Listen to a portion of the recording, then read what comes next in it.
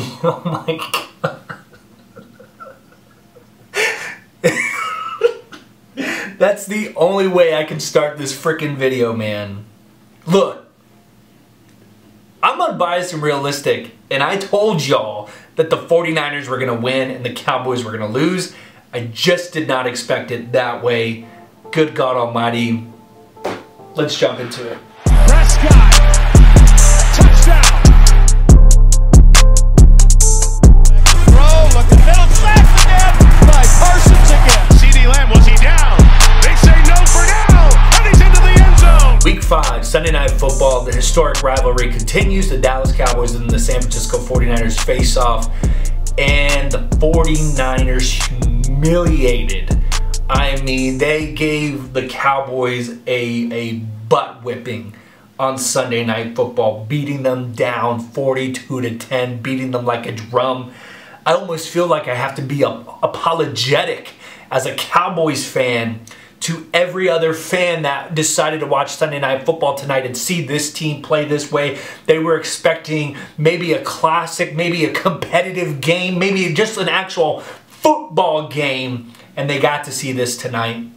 Look, like I said, I'm unbiased and realistic, and if you saw my pregame prediction video, hats off to you, I appreciate it. I had chose the 49ers to win this game.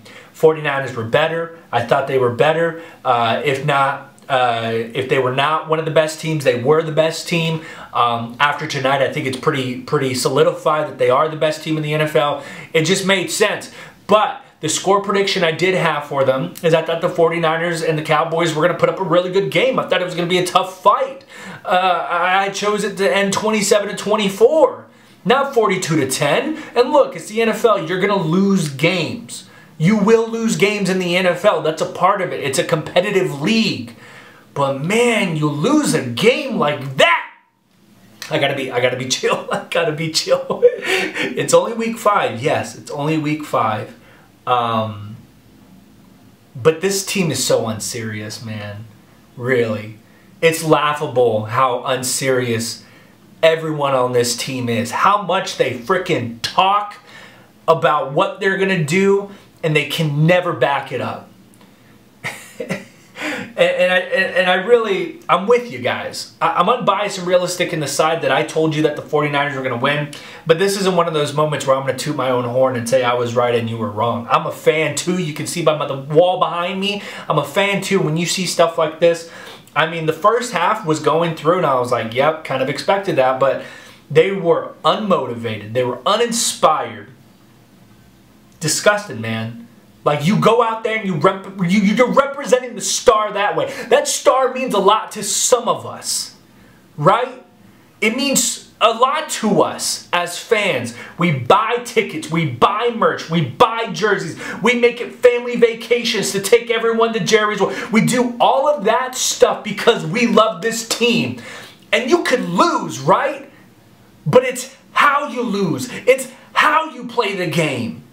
You could lose, to be honest, but if you at least look like you gave a crap, like you gave effort, there's something respectable in that fans will surround the organization with. But to talk and say you're contending and say that you want to be in the Super Bowl and go out and put out this type of performance, again, this may be different if this game comes down to the wire and we lose in the last drive, or if the 49ers win with the field goal or a touchdown. Totally different. But you go out there and you do that, and I'm just jumping right into it. I'm going to jump on the first thing that comes into my mind. We got to talk about Dak Prescott. Look, I've been in Dak's ring, okay? I'm wearing the jersey. He's on my wall. I have nothing against Dak. But unbiased and realistically, time is running out. It is crucial at this point. We all know the 49ers are they are the kryptonite to Dak Prescott. We all know that. If he wants to get over the hurdle, if we want to take a step forward, it's the 49ers. It's just so laughable, man. I mean, in the press conference, he was talking. He was like, oh, I'm really pissed off. I'm really pissed off. Thanks for reminding me of that. I think about it every day. That's how our team looks pissed off? That's how they look? wow, that's really, I want to confide in that. I'm going to sleep well tonight knowing that when my team's pissed off, they're going to lose by 32 points. 14 of 24, 153 yards. Didn't even make my freaking prediction. I thought he was going to throw over 200 yards. Threw a touchdown. Nice pass to Turpin. 3 interceptions. And this is none of that BS that everyone's been throwing around. Oh, well, it's the receivers. It bounced up. No, all 3 of those were on him. Well, it's the second half. The game was up. Shut up. Those were all his fault. And he played one of the most pathetic games I think we've ever seen Dak Prescott play. Lights are on. The moment's here. You're playing a really good team. At this point, we just need to stop acting surprised. You know?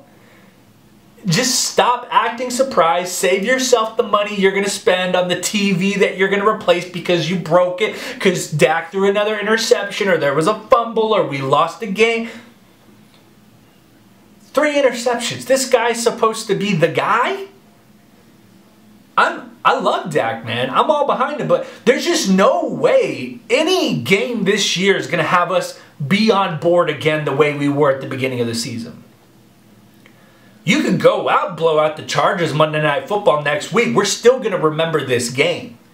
You can go on a 7-game winning streak, but can you beat the good teams? No, we can't. And when the competition is alive and well, they fall flat. 8 carries, 29 yards for Tony Pollard with his fumble. CeeDee Lamb, 4 receptions, 49 yards. Kevontae Turpin had a touchdown on the day. J-Ron Curse had a sack. Micah Parsons was completely obsolete. Hats off to the 49ers for game planning around that. Completely isolated him from the game plan. Just completely ineffective. It felt like he wasn't even playing tonight. That's how good they played him. Brandon Aubrey, best player on the field tonight. Bar none. Best player on the Dallas Cowboys right now on that 53-man roster. Prayers to Leighton Vander Esch for his injury. It's actually a more sensitive topic than it is because it was primarily the neck injury, and that's something that he's dealt with for a while. So hopefully he's all right. We're already weak at that linebacker position, so we need all the help we can get.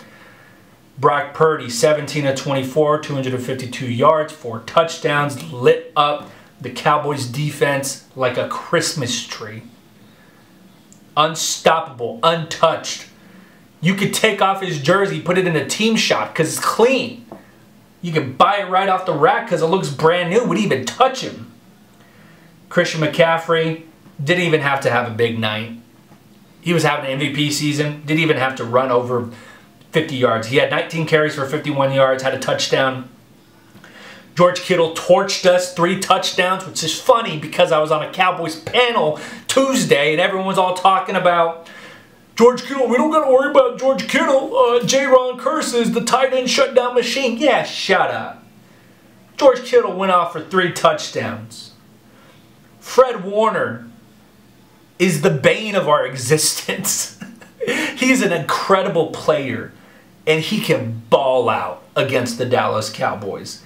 That man is up there, should be up there when we're talking about demons. We talk about Packers, Aaron Rodgers, and we will always mention 49ers Fred Warner.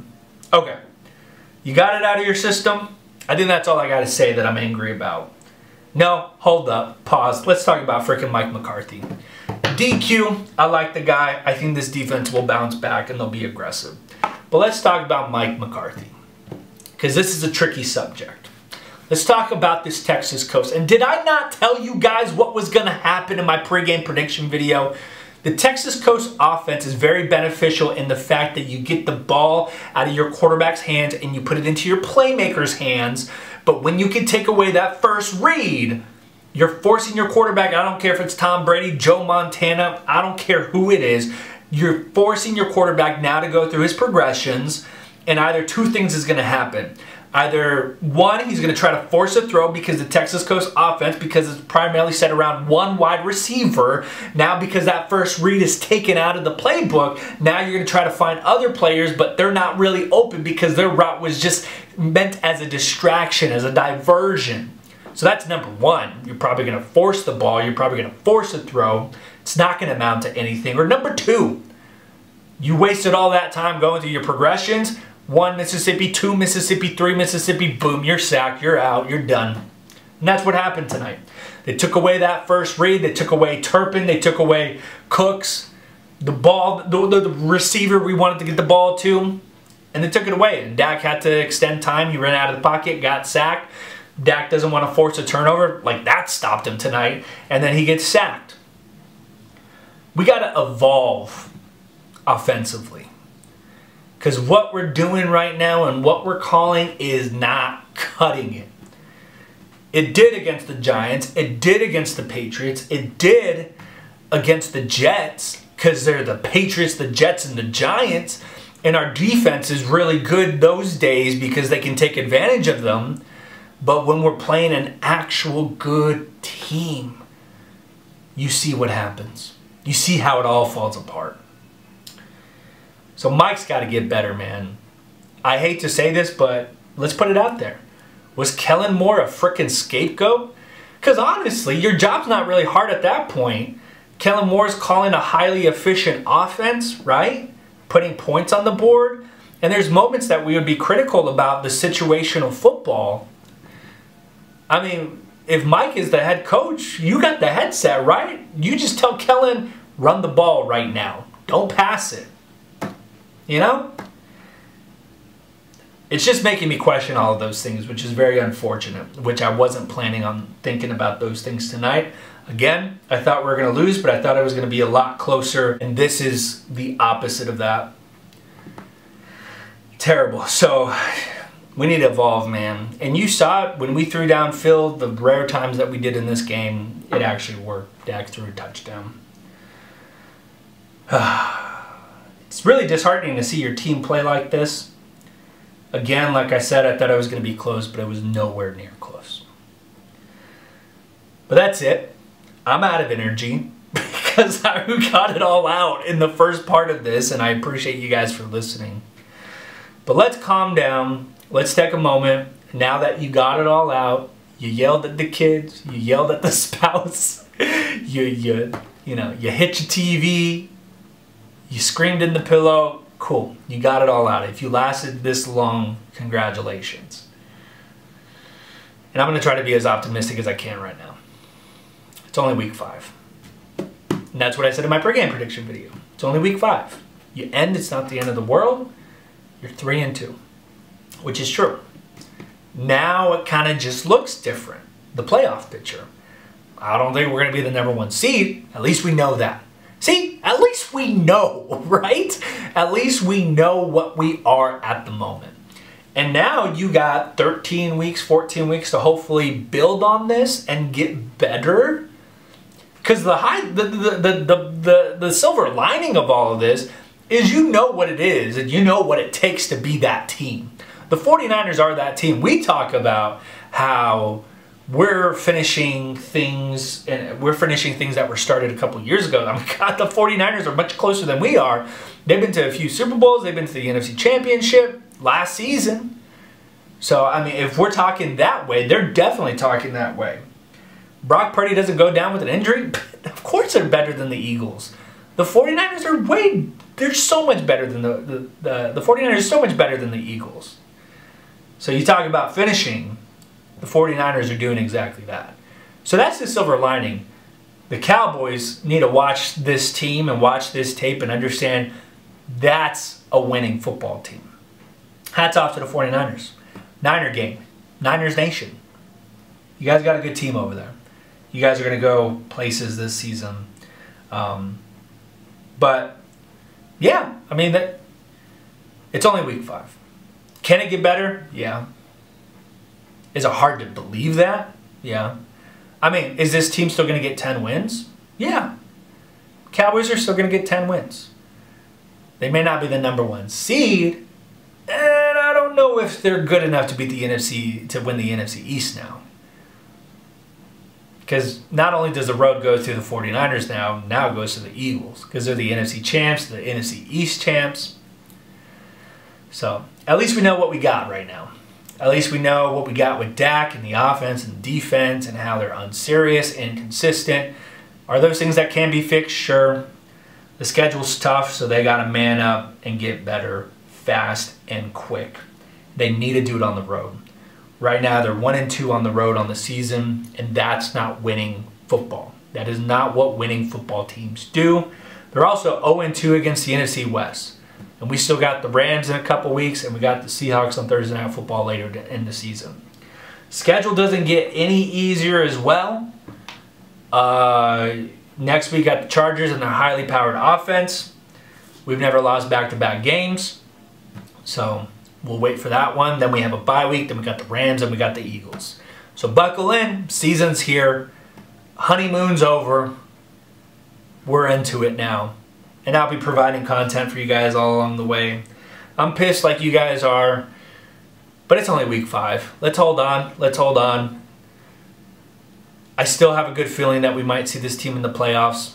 I'm going to try to hold on to that. And it's better, this is just me personally, it's better to lose the regular season matchup to go in as underdogs in the playoff matchup. Again, it's hard to believe that because of what we did tonight and how we played.